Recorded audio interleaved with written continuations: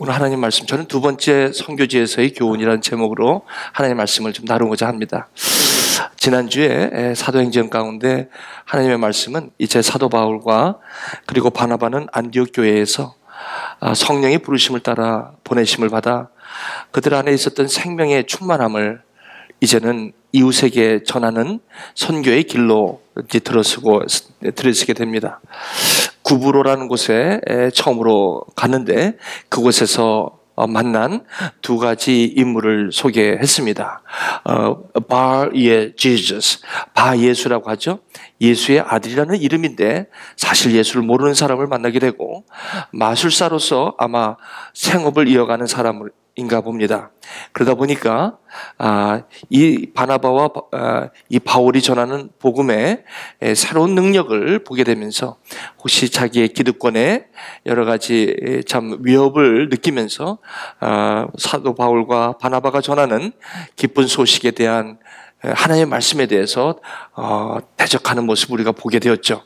그 반면에 그 당시에 총독이었던 이 서기오 바울이라고 하죠. Sergio Paul, 서기오 바울이라는 사람은 총독이었는데 그분은 아마 로마에서 시저나 원로가 아마 임명했던 임명이죠. 그 총독 자리에 있는 분이 이제 하나님의 말씀을 갈급하게 되는 모습을 보게 되는 거예요. 참 그런 거 보면 사람은 외모로 취할 수가 없는 것이죠. 그래서 오늘 이 말씀 앞에 서는 우리 모두가 사람마다 하나님께서 주시는 그 은혜가 남다르고 또 특별하다는 것을 그 말씀을 통해서 느끼게 됩니다. 두 가지 다른 인물의 모습을 소개하면서 구브로에서의 선교는 이 총독 서기오 바울이 예수를 영접하게 됩니다. 그래서 영원한 생명을 받게 됩니다. 오늘 그 이어서 두 번째 선교지가 되는데 그 선교지가 오늘 13절에 소개되고 있는데 그것이 어떻게 소개되고 있냐면 이제 바울과 함께 동행하는 사람들이 이제 바보에서 배 타고 밤빌리아에 있는 버가에 이르렀다. 그러면서 요한은 그들에게 떠나 예루살렘으로 돌아갔다. 아마 여기에서 13절에 보시니까 바울과 및 동행하는 사람들이 이렇게 나오는데 아마 바울과 바나바가 선교를 갔지만 여기에 이 사도행전을 쓰고 있는 같이 동행하면서 사도행전을 쓰고 있는 누가 역시 선교팀에 같이 있었던 모양입니다. 그리고 그 선교팀에 또 다른 인물이 소개되는데 마가라 하는 요한을 소개하고 있습니다. 그런데 이 선교팀에서 갑작스럽게 사도행전을 쓴 누가는 13절에 바울과 및 동행하는 사람이라고 소개하면서 곧바로 요한이라는 인물을 여기서 소개하는데 그 소식이 별로 좋지 않은 소식 같아요. 요한이 그들에게서 떠나서 예루살렘으로 돌아갔다는 겁니다. 무슨 말씀인지는 잘 모르겠어요. 마가는 예루살렘으로 돌아갔어요. 안디옥으로 돌아간 것이 아니라 여기서 바나바와 바울은 안디옥에서 파송된 선교사죠. 그렇다면 요한은 안디옥으로 돌아가야 되는 거 아닙니까? 그러나 요한은 그들에게서 떠나 즉 선교 도중에 선교팀에서 떠나 어쩐 일인지 모르지만 예루살렘으로 돌아갔다라고 생뚱맞게 누가는 이 말씀을 여기에 기록하고 있습니다. 저는 이 말씀을 보면서 과거에도 본 말씀이지만 묵상하면서 곧바로 무슨 일이 있었을까라는 질문이 생기기 시작하면서 이 성경의 말씀은 상상을 할 수는 없고 성경의 말씀은 성경에서 답이 항상 있으니까 저는 이것이 궁금했어요. 마가라 하는 요한이 무엇 때문에 여기서 무슨 일이 있었길래 예루살렘으로 저렇게 돌아가게 되었는가.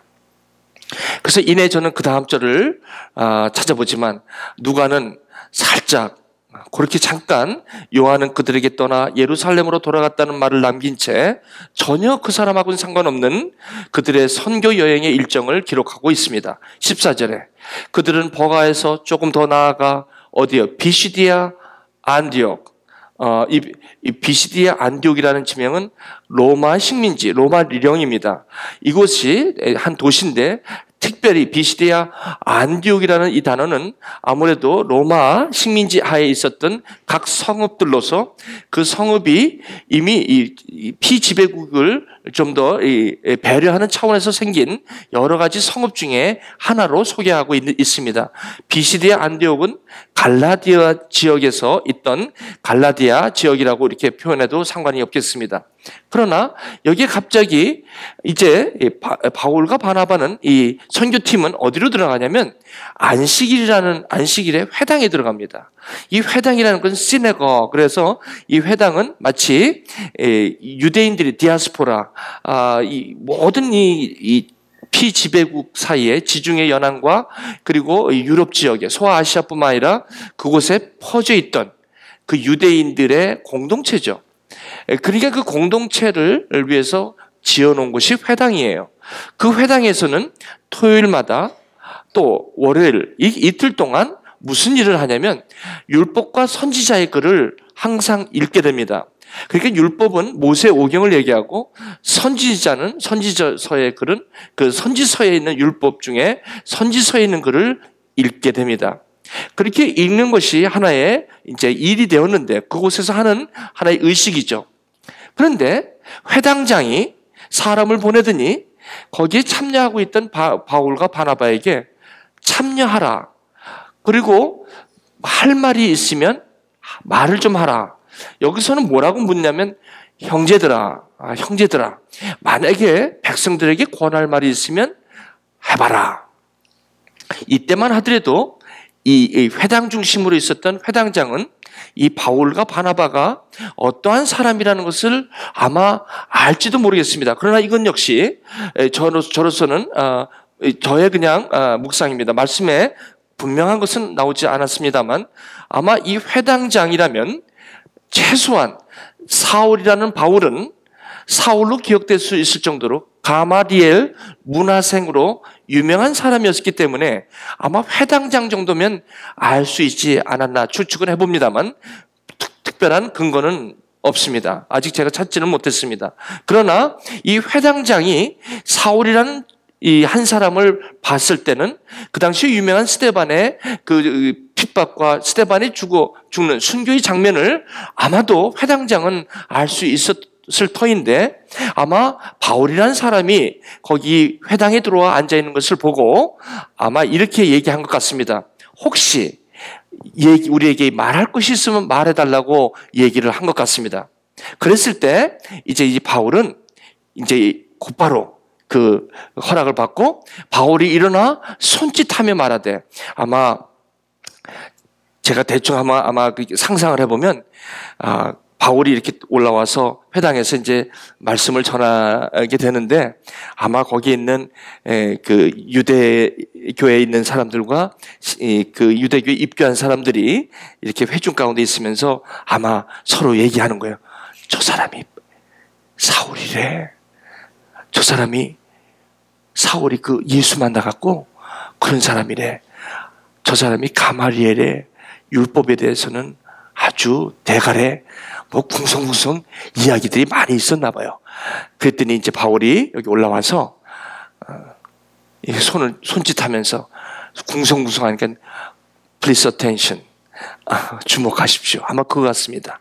그러면서 이제 이스라엘 사람들과 하나님을 경외하는 사람들, 이스라엘 사람들이면 유대교에 원래 있었던 사람들로 아마 그렇게 생각이 되고요.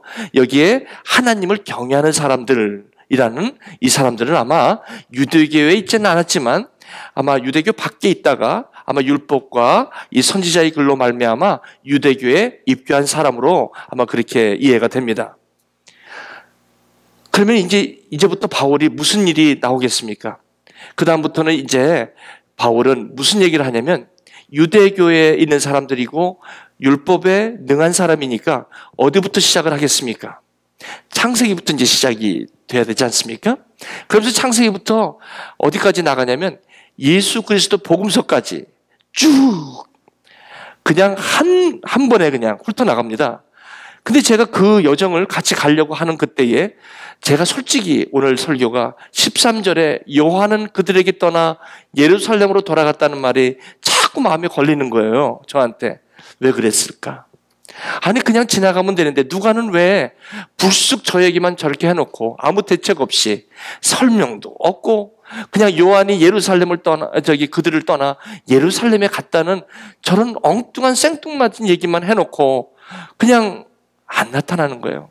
근데 왜 제 마음속에 저게 누가가 왜 저걸 저기다 써놨을까?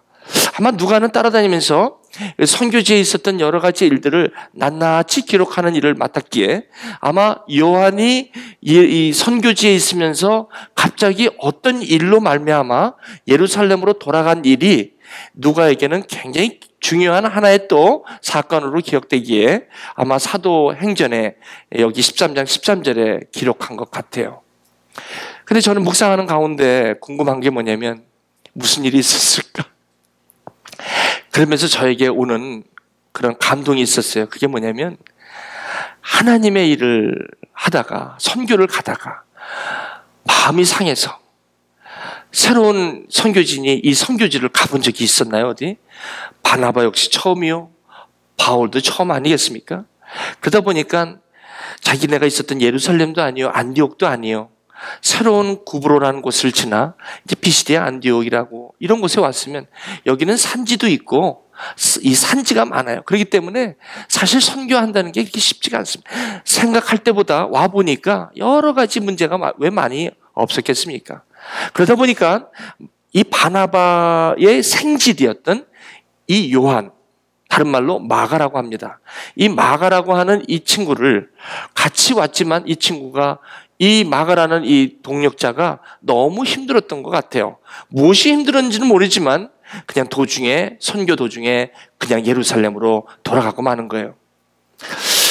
그러고 나서 16절 이후에 사실 제가 다 봤는데 저 얘기에 대해서는 답변이 전혀 안 나오니까 저는 왠지 저 말씀이 저렇게 걸리는 거예요. 누가가 왜 저 얘기를 저기 썼을까? 있었던 일이니까 썼으면 왜 그렇게 떠났는지 좀 써주면 좀 안 돼? 왜 이렇게 저를 이렇게 궁금하게 만들어? 여러분 안 궁금하세요? 안 궁금해요? 그럼 여기 설교 마치고요. 궁금한 거예요. 그래가지고 그 다음부터 그냥 깝깝해서 그 다음에 한번 봤죠. 봤더니 15장 사도행전 한 장을 더 지나 15장 37절에서 40절에 며칠 후에 이 며칠 후라는 것은 1차 전도여행을 열심히 바울과 바나바와 누가와 그 일행과 전도를 하고 선교를 하고 그리고 이제 돌아와 보니까 예루살렘에서 난리가 난 거예요. 왜? 사도 바울 당신이 뭔데 돌아다니면서 할례를 받지 말라고 하는 거야. 도대체 할례를 받으면 왜 안 돼? 할례 받으면 안 된다는 거예요. 할례 받을 필요가 없다는 거예요. 바울은 이게 문제가 된 거예요. 문제가 돼갖고 갑자기 이거 안 되겠다. 이래갖고는 안 되겠다 해서 예루살렘에 그 야고보 장로와 그 사도들이 있는 그곳에 바울과 바나바가 갑니다. 가서 왜 이 신학적인 문제를 해결을 해요. 왜 이 할례를 받을 필요가 없는지, 이방인에게 왜 할례를 받을 필요가 없는지에 대해서 신학적으로 쭉 설명을 해요. 그래서 사도 바울이 구약에 굉장히 강한 사람 아닙니까? 그것이 예수 그리스도 안에서 뚫려버리니까 거기에서 믿음으로 말미암아 의롭다함을 받는다는 것에 대한 그 교리, 그 신학을 완전히 거기 가서 설명을 해요. 물론 이때의 수제자인 베드로가 이 하나님의 그 성령의 직접적인 계시로 말미암아 이것이 이방인에게도 이게 이 복음이 선포된다는 것을 깨달은 차라 그때 베드로는 바로 이것이 문제가 되었을 때 이 베드로가 이 중재 역할을 함으로 말미암아 더 이상 이방인들에게 할례라는 것을 하지 않도록 그렇게 공식화함으로 말미암아 이제 선교에는 불을 붙기 시작합니다. 그래서 이제 사도 바울과 바나바는 깨운한 마음으로 이제 됐다 하는 마음으로 이제 와 보니까 어디가 걱정되냐면 1차 전도여행을 갔다 왔던 곳이 신경이 쓰이는 거예요. 그러면서 우리가 그곳에 주의 말씀을 전한 곳으로 다시 가자. 다시 가서 그들이 진짜 그 복음을 전했는데 이 믿음을 잘하고 있는지 한번 가보자 했던데 갑자기 바나바가 이런 거예요. 내 생질 마가 좀 요번에 데려가자. 그랬더니 바울이 갑자기 밤빌리아에서 그때 여기서 떠났는데 그래서 그때 얼마나 힘들었는데 그때 얼마나 낙심이 됐는데 지금 2차 전도여행을 가는데 아니 바나바는 자기 생질이라고 해서 그런 건지 모르지만 마가를 데리고 마가라 하는 요한, 여기서는 요한이라는 이름을 구체적으로 마가라고 얘기합니다. 마가라 하는 요한도 데리고 가자 이렇게 나오는 거예요.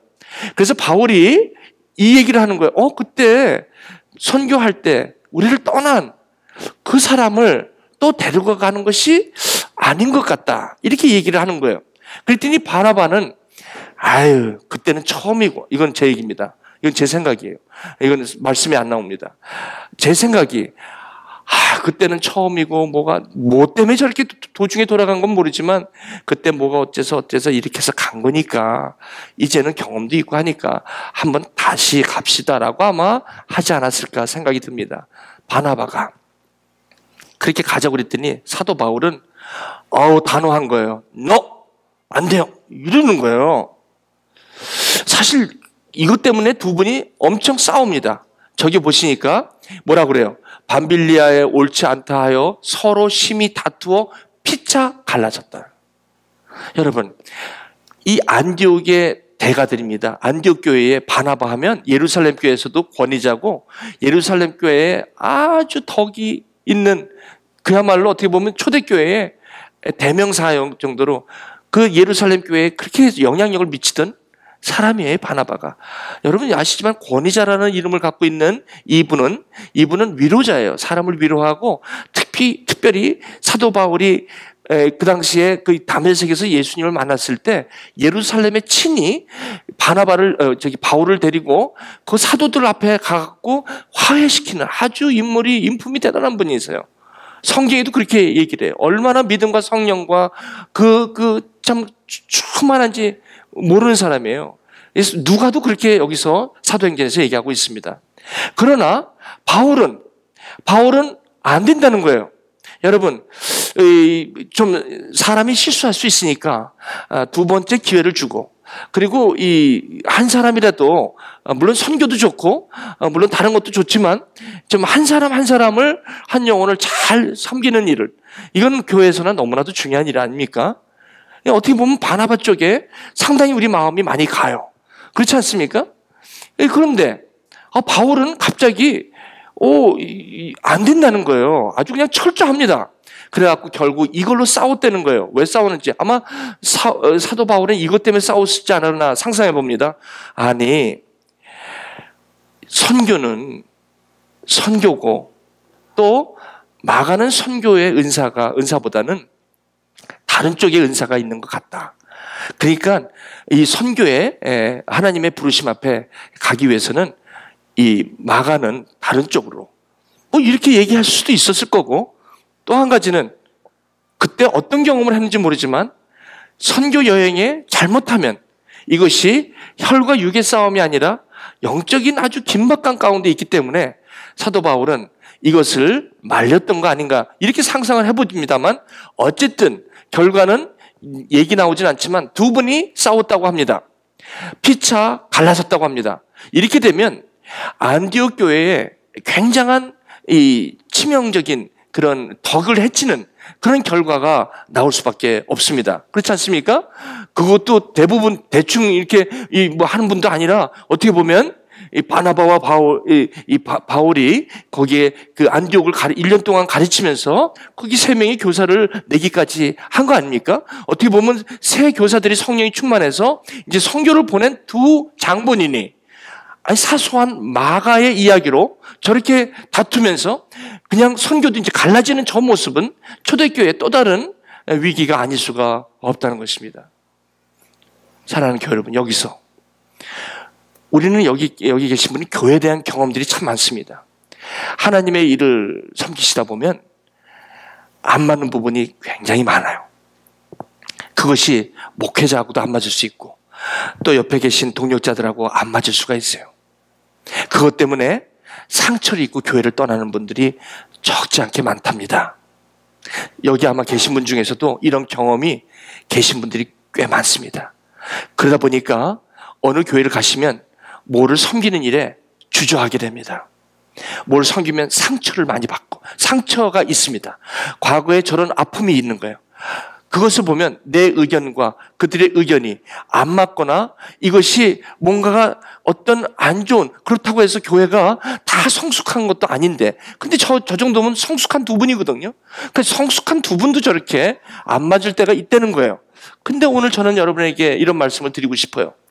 그게 그러다 보니까 교회라는 것이 이 한국 교회, 또 이 교회, 이민교회, 이런 교회들이 굉장히 저런 아픔들 때문에 다 이 외면하는 그런 일들이 참 많이 있습니다. 그렇지 않습니까? 오늘 혹시 여기 가운데, 이 말씀 가운데 접하시는 우리 교우 여러분, 혹시 여러분 과거의 교회 생활을 이렇게 하시면서, 신앙생활 하시면서 이런 일이 없으십니까? 꼭 이런 일이 교회와 교회 가운데, 교회 안에 성도 가운데도 있지만, 이런 일은 또 특별히 목회자가 부모인 그 자녀들에게, 또 목회자가 또 부모인 목회자의 부모님들, 또 자녀들, 굉장히 많은 아픔이 있습니다. 특별히 어디에 많은 PK, 이 Pastor Kids라고 한다면 목회자의 자녀들이 목회자다 보니까 자녀들에 대한 그런 시각과 이런 것들이 다를 수가 있어요. 그것 때문에 많은 아픔을 갖고 있는 것도 사실입니다. 그러니까 어떻게 보면 이런 문제들이 너무나 많은 거예요. 꼭 그 외에도 또 이게 교회에서 이렇게 섬기시는 일에, 특별히 저렇게 바나바와 바울과 같은 저렇게 사역 가운데 있는 분들이 저런 다툼이 있을 수가 충분히 있다라고 성경은 우리에게 아주 이 말씀으로 우리에게 전해주고 있다는 거죠. 그렇죠? 이제 그러면 저와 여러분, 과연 이걸 어떻게 우리가 바라봐야 하는지 오늘은 여기에 대한 교훈을 좀 나누고 싶습니다. 그래서 여러분, 오늘 우리 주일학교 학생들하고도 얘기했지만 그 요셉 이야기를 제가 나눴어요. 요셉은 형들한테 팔렸어요. 어떤 이유에서든지 팔렸습니다. 팔리면 그 13살 때, 티네이저 때 부모를 떠나야 되는 그런 아픔을 겪은 요셉입니다. 그 고생을 합니다. 한 20여 년 이상 고생을 해요. 그 객지에 팔려가갖고 언어도 다르고 문화도 다른 데서 그 어려운 삶을 삽니다. 그러면서도 지금 하나님의 인도하심 때문에 애굽의 총리가 되어서 이제 세월이 흘러 요셉이 애굽의 총리로 있을 때에 예루살렘에 기근이 들어 이집트의 곡창지대라고 해서 그 나일강 지역에 그쪽에 그 삼각주라서 아주 비옥합니다. 거기에 양식이 늘 충만하게 있는데 거기에 양식을 얻으러 간 형들에게 이 요셉이 만나는 장면이 이 창세기 45장이에요. 얼마나 처음 봤을 때 이 형들에게 대한 원망이 있었겠습니까? 그때 왜 나를 팔았느냐? 그때 왜 나를 죽이려? 파는 건 좋은데 죽이려까지 했던 형도 거기 있고 얼마나 마음의 상처들이 많이 있었겠어요. 그냥 기회는 이때다 해가지고 여봐라 아무도 없느냐 그냥 쓸어라 뭐 이래도 됐는데 그게 아니라 어떻게 얘기하면 뭘 쓸긴 요셉이 형들에게 뭐라고 해요? 내게 가까이 오소서. 도대체 이분은 어떤 사람이야? 영어로 보니까 come close to me, 나에게 가까이 오세요.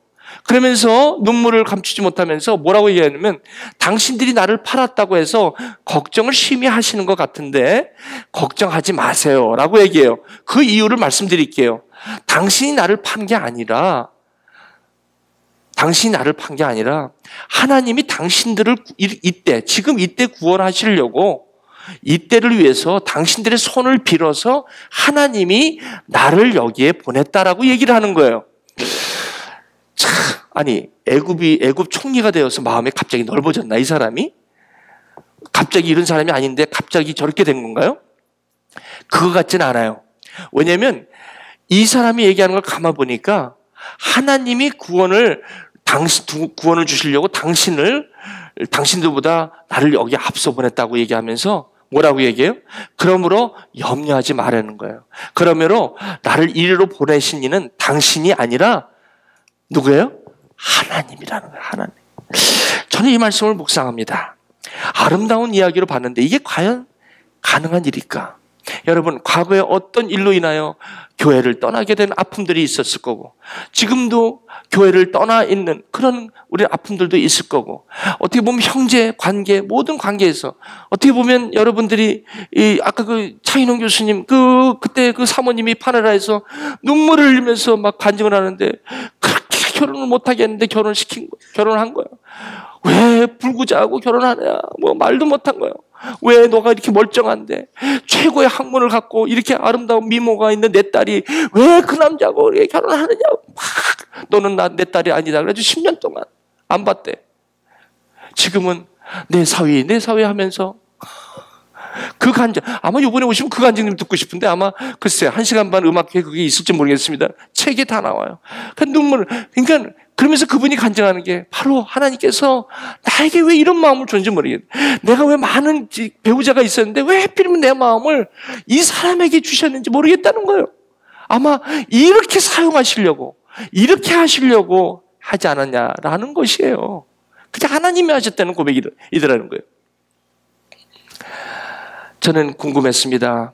과연 이게 가능한가? 그랬더니 사도 바울이 나중에 이 얘기를 해요. 뭐라고 하냐면, 이제 사도 바울이 나이가 들어, 이제 거의 사역의 마지막이고, 순교를 눈앞에 두고 있을 그때에 디모데에게 디모데 후서, 자기의 유언서를 쓰게 됩니다. 그때 맨 마지막에 이렇게 써요. 너는 디모데야, 어서 오라. 올 때 마가를 데리고 오라. 그가 나의 일에 유익하니라. 사도 바울은 내내 그게 생각이 있었나 봐. 마지막에 얘기하는데 마가라 하는 요한을 데리고 오라. 여기 보니까요. 어서 오라고 하면서 이 사역자들, 사도 바울은 아마 너무 기가 막힌 예수를 드라마틱하게 만난 분이라 자기가 너무 율법에 치우쳐 있다가 예수를 만난 분이라 저 사람에게 예수는 달려가는 삶을 살았던 사람이에요. 나의 달려갈 길과 이 사람은 항상 달려가는 얘기를 해요. 뭘 그렇게 어딜 달려가는지 모르지만 항상 달려가는 기분으로 살아. 나의 달려갈 길과 주 예수께 받은 사명, 곧 하나님의 은혜의 복음을 전하는 데는 내 목숨을 조금도 귀히 여기지 않겠다고 한 사람이 사도 바울이에요. 그러니까 나는 포행자요, 핍박자요, 나는 괴수 중에 괴수요, 나는 가장 작은 자 중에 작은 자요, 나는 10달 채 안 돼서 나온 못난 나라고. 그 은혜가 족하네, 그 은혜가 족하네. 이 세상 지날 때 그 은혜가 족하네. 이분은요, 예수 외에 다른 게 보이지 않았던 사람이에요. 바나바는 그런 사명은 또 아니었어요. 그러니 이 사도 바울은 보이는 게 뭐야?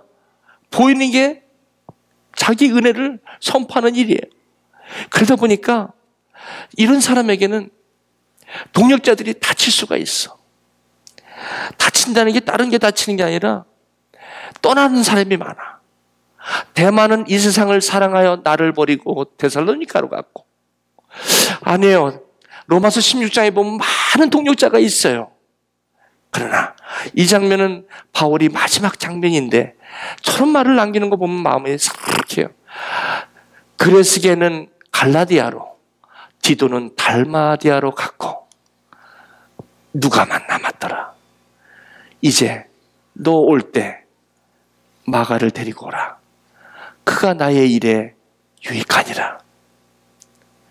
사도 바울은 자기가 그렇게 그 당시에 마가를 데려가지 말자고 했던 그것은 마가를 미워해서가 아니라 하나님께로 받은 사명이 너무나 컸던 거예요. 그분이 기독교 역사에 해놓은 일은, 그 그릇은 이루 말할 수 없는 일을 했지만 작게는 마가라는 한 영혼을 사도 바울은 품는 마지막 유언을 디모데후서에서 남기고 있다는 것입니다. 여러분 생각할 때 저는 어디 같습니까? 바나바 같습니까? 바울 같습니까? 바울이에요, 바울. 그럼 저희 교회 10년째 되는 동안 저에게는 바울과 같은 스타일이, 저에게는 데마와 같은 사람이 없었겠습니까? 마가 같은 사람이 없었겠습니까? 3년 전부터 왜 없었겠어요? 저에게 마치 디모데와 같은 사람이 있었죠. 저와 같이 바나바 같은 사람이 있었죠. 저와 같이 마가라는 사람이 있었죠. 그런데 개척교회 학생으로 학생교회로 쭉 오면서 그 사람 역시 여기 유학생으로 와서 앞이 캄캄하게 PhD 받은 학생인데 여기를 좀 나가야 되는데 포닥도 안 돼, 뭐도 안 돼. 하나님이 다 막았어. 그래서 그 신학교로 간 그 전도사 어떻게 도와줄 수 있는 교회 여건도 채 안 될 때 그때 떠나버리고 저에게는 마가라는 사람이 있습니다. 저는 3년 전부터 오래전부터 이 마가는 제가 잊혀진 적이 없습니다. 그런데 3년 전부터 제가 편지를 씁니다. 우리 따님 결혼할 때 초대하고 자꾸 카톡을 보냅니다. 처음에는 보지도 않아요. 답변도 하나요. 이제는 10주년이 되니 더 많이 생각나요. 보고 싶어. 그래서 얼마 전에 작년에 이렇게 보내면 작년에는 답변이 왔어요. 답변도 안 하던 답변이 왔어요. 뭐라고 왔냐면 축하드립니다. 나중에 뵙도록 하겠습니다. 못 갑니다. 이렇게 왔어요. 요번에 우리 음악회 10주년 때 보고 싶어. 나 보고 싶다. 만날 수 있을까요? 그랬더니 편지가 왔어요. 맨 처음에 축하합니다라고 왔고 그 다음에 만나고 싶다고 그랬더니 거기다가 지금 너무 많은 일로 경황이 없어서 지금은 당분간 힘들 것 같습니다. 제가 그걸 다 외웠잖아. 그러나 곧 연락을 드리도록 하겠습니다. 축하드립니다. 그래서 제가 감사합니다. 언제라도 좋습니다. 기다릴게요.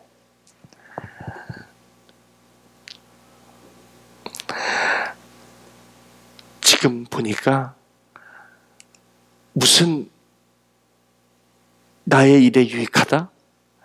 아마 저때 바울이 죽을 때가 됐는데 무슨 마가를 데려와서 사역을 더 하겠다고 불렀겠습니까?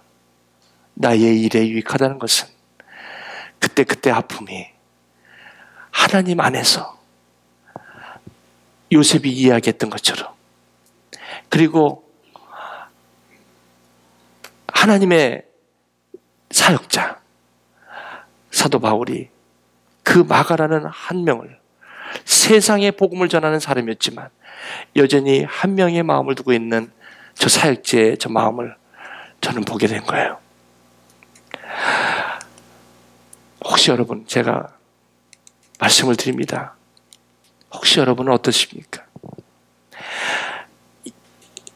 이렇게 사역을 하다 보고 이렇게 하나님 부르심 앞에 가다 보니까 혹시나 부딪혀서 지금 쓴 뿌리로 그런 그 사람 생각만 하기만 하면 별로 좋은 기억이 안 나고 그것이 여러분의 목회자 부모님일지라도 그것이 여러분의 어머님의 전도사님일지라도 그것이 여러분들의 가정의 형제 자매라 할지라도 그것이 여러분의 이웃이라 할지라도 오늘 이 말씀 앞에 저는 이렇게 마음이 듭니다. 우리가 알거니와 하나님을 사랑하는 자, 곧 그 뜻대로 부르심을 입은 자들, 모든 것 같이 가 마라, 같이 가야 돼, 아니야, 이런 것까지. 그리고 여러분 지금까지 무엇이 뒤틀려서 5년 10년 보지도 않고 그래서 그때 그것만 생각하면 가슴이 터지고 상처가 있어서 이런 날 연말이 되면 보고 싶기도 하지만 이내 내 기억에서 지워버리고 싶은 마음, 그것이 들어오면 나도 모르게 내 눈에서 눈물이 흐르는 그런 아픔이 있다면 오늘 이 말씀은 저와 여러분이 그렇게 볼 게 아니라는 것입니다. 다 그때 하나님께서 그때 그분을 그렇게 쓰셨다는 것입니다. 마가는 바나바로 가서 마가 복음을 쓰면 되는 거 아닙니까? 그분은 그렇게 가셔서 그 사역을 하면 되는 거 아닙니까? 하나님이 부르셔서 세우신 그 섬김을 하는 거 하면 되는 거 아닙니까? 그것이 꼭 나하고 같이 가서 그 사역이 이루어져야만 됐다라고 생각할 필요가 뭐 있겠습니까? 이것이 왜 저와 여러분에게 상처가 돼야 됩니까? 은사대로 하나님의 부르심 앞에 서는 거 아닙니까? 오늘 여기 이 말씀을 들으시는 분, 혹시나 저와 같은 분 여러분 계십니까? 특별히 열심을 갖고 하나님의 나라를 섬기는 분에게 이런 일이 상당히 많이 있습니다. 바나바와 같이 그런 분도 있습니다. 바나바와 같은 분들은 넓습니다. 그리고 관용합니다. 교회가 화목합니다. 이런 분 교회 너무 필요합니다. 특별히 교회는 우리에게 섬기시는 그분들은 이 바나바와 같이 그릇이 됐으면 좋겠습니다. 그러나 여기에 있는 저 같은 사람들, 10년 캠퍼스의 학생들 한 명 한 명 찾아갈 때 그때는 보이는 게 아마 그밖에 없었습니다. 그것이 있었기 때문에 달려가는 삶을 살고 지금도 달려가는 삶을 사는 사람들에게 저럴 수가 있다는 것입니다. 그러나 그런 사람에게도 사도 바울은 마가라는 한 영혼을 잊지 않습니다. 그 땅끝에서 그 마가를 품는 저 사도 바울의 저 사역자의 저 모습, 이것은 저와 여러분들의 마음이 주님의 마음이 되시기를 바랍니다. 혹시나 오늘 이 시간에 여러분이 어떤 종류의 아픔이 있다 할지라도 오늘 요셉과 같이 사도 바울과 같이 그렇게 하나님이 쓰셨다는 그 말씀을 기억하시면서 우리는 이렇게 고백하며 주님 앞에 나아갑니다. 하나님을 사랑하는 자, 곧 그의 뜻대로 부르심을 입은 자들에게 모든 것, 이 아픔까지도, 이 떠나고 갈라서는 것까지도 하나님이 합력하여 선을 이루시.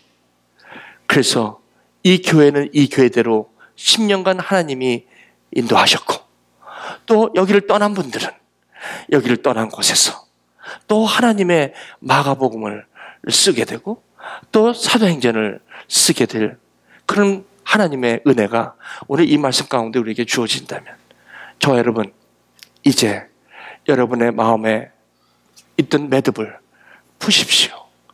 요셉처럼, 사도 바울처럼 하나님이 나를 당신을 통해 이렇게 갈랐음을 통해 하나님이 역사하셨다고, 그리고 하나님이 여러분과 함께 하셨다고 그렇게 여러분 고백하신다면 저와 여러분이 요셉이요 사도 바울의 주님의 마음이 될 줄 믿습니다. 어차피 하나님의 일을 가는 저와 여러분 땅끝에서 다 만납니다. 그 만남이 있을 때 서로 안아주고 서로 포옹해주고 서로 하나님 앞에 영화롭게 하시는 일에 저와 여러분의 부르심을 입은 줄 믿습니다. 이제 여러분 오늘 이 시간 기도하시면서 하나님, 이 매듭에서 오늘 2017년 이 한 해가 가기 전에 이 매듭을 나도 풉니다. 주님, 주님의 눈으로 내가 그 형제 그 자매 그분을 바라볼 수 있습니다. 용서하여 주시고 나에게 그런 마음을 주시옵소서. 같이 기도하시겠습니다. 조용히 눈 감으시면서.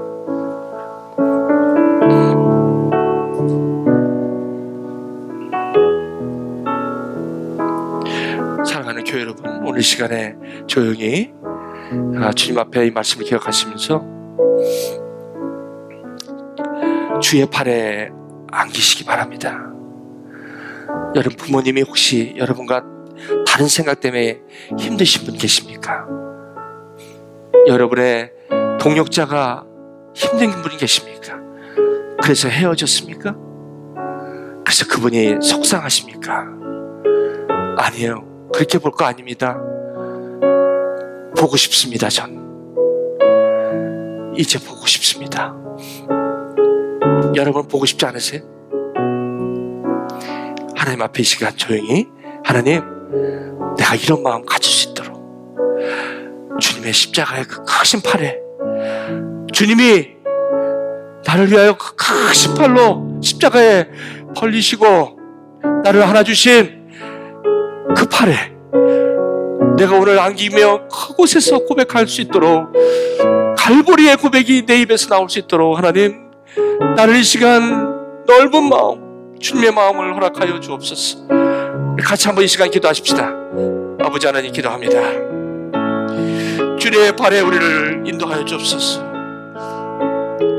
각가지 아버지, 우리 안에 풀리지 않은 매듭이 있다면 주여 요셉처럼, 사도 바울처럼 아버지 주의 마음을 주시옵소서.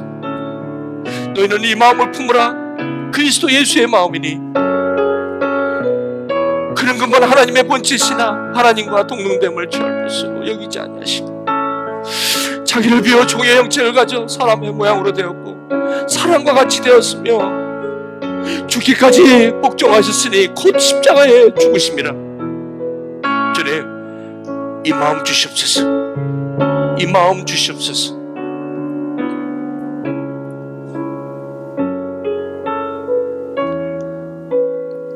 예수님으로 이름으로 기도합니다. 오늘 이런 마음으로 주님께서